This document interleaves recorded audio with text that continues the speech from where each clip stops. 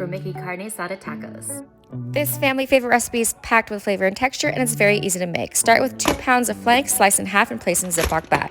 For the marinade, combine 1 minced jalapeno, 4 minced cloves of garlic, half a cup of minced cilantro, the juice of 1 lime and 1 orange, 2 tablespoons apple cider vinegar, a quarter cup olive oil, 2 teaspoons salt, 1 teaspoon cumin, and 1 teaspoon oregano. Pour in your marinade and marinate 4 to 8 hours.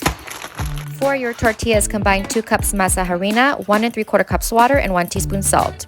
Mix until it all comes together, then form into 1-ounce balls, about the size of a golf ball. Cover with a damp towel.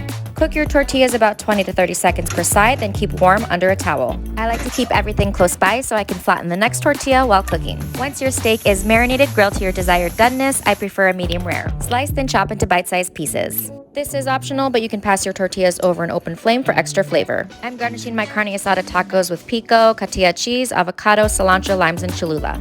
This recipe serves 4 to 5 people. You can find the full recipe below. Enjoy!